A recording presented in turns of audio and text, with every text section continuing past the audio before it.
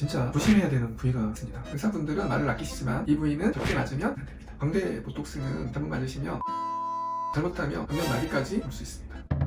안녕하세요. 압구정 로데에 위치한 닥터 고은선 의원 원장 이동훈입니다. 요즘 인터넷에 보톡스 맞고 나서 주름이 더 깊어졌다, 안면 마비도 오고 흰머리 됐어, 이런 글들이 인터넷에 많이 올라오고 있더라고요. 지금 이 영상을 보시면서도 나는 보톡스를 꾸준하게 받는다 하시는 분들은 이 영상을 처음부터 끝까지 꼭 봐주세요. 제가 지금 말씀드리는 세 부위만 피하신다면 부작용 없이 주름을 미리미리 예방할 수 있습니다.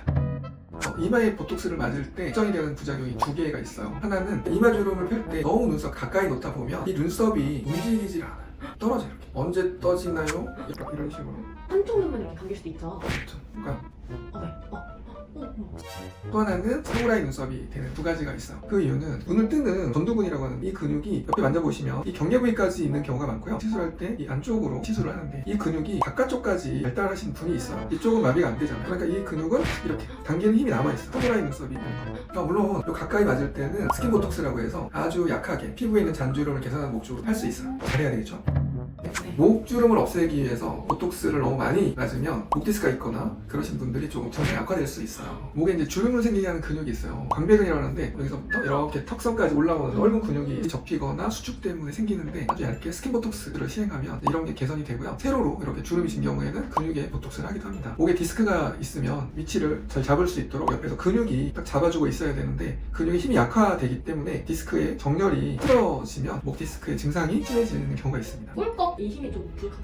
이 보톡스란 퍼지게 돼 있거든요. 너무 깊게 들어가거나 너무 많이 퍼지게 되면 침 삼키는 기능을 방해하는 경우가 있어요. 콧등 주름으로 대표적인 배우가 계시죠? 김혜수 씨 같은. 웃을 때 이렇게 콧등에 주름이 있으면 불편해하시는 분도 있고요, 매력이다라고 생각하시는 분도 있어요. 저는 그분의 매력 포인트라고 생각해요. 그래서 그렇게 불편하지 않으시다면 저는 권하지 않습니다. 그 개인의 취향인 것 같습니다.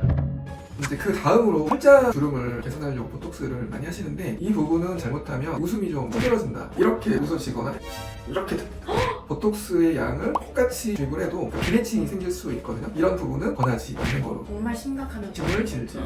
팔자주름 있는 부분은 보톡스로는 개선이 조금 한계가 있습니다. 요새는 스킨 보톡스 쪽으로는 조금 효과를 볼 수 있긴 합니다.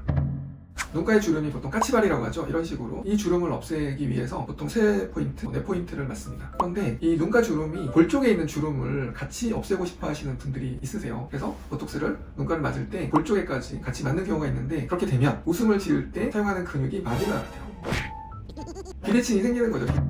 또 턱 호두 부위에 맞으면 홀로 튀어나오고 그렇다는데.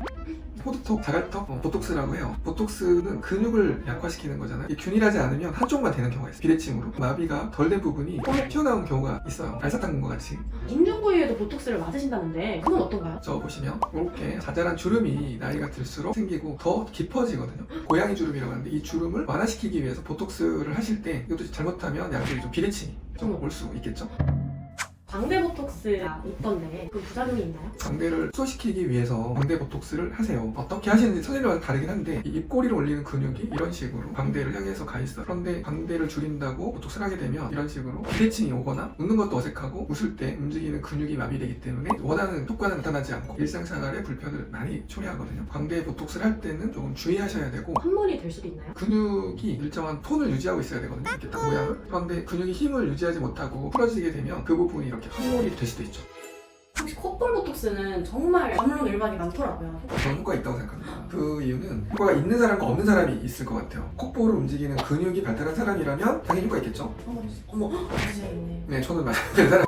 가만히 있을 때에도 효과가 있는 건가요? 콧망울의 모양을 이루는 작은 근육이 있어요. 그 근육의 힘을 약화시키면 콧볼 모양이 바뀌겠죠? 그러면 지금까지 말해주신 것 중에 절대 맞지 말아요. 베스트 3가 어디일까요? 베스트 3라면 팔자 주름은 권하지 않을 것 같고요. 또 하나는 눈썹 가까이 있는 주름, 또 한 군데는 이 눈가 주름에서 볼 쪽에 있는 주름까지 없애려고 하는 이 세 부위는 참아주시면 좋을 것 같습니다. 조금은 주름에 관대해지실 필요가 있을 것 같아요. 이런 부작용이 나타났을 때 집에서 할 수 있는 대처법 같은 게 있을까요? 뭐 마사지라든가. 슬프지만 없습니다. 집에서 혼자 너무 고민하지 마시고 병원에 오셔서 상의하시면 금방 해결될 수 있는 문제들이기 때문에 의료진과 상의하시는 것이 가장 좋습니다. 오늘 말씀드린 부위만 잘 맞으시면 나중에는 또래보다 5년, 10년은 젊어 보이실 수 있을 겁니다. 이 영상이 도움이 되셨다면 구독, 좋아요 부탁합니다.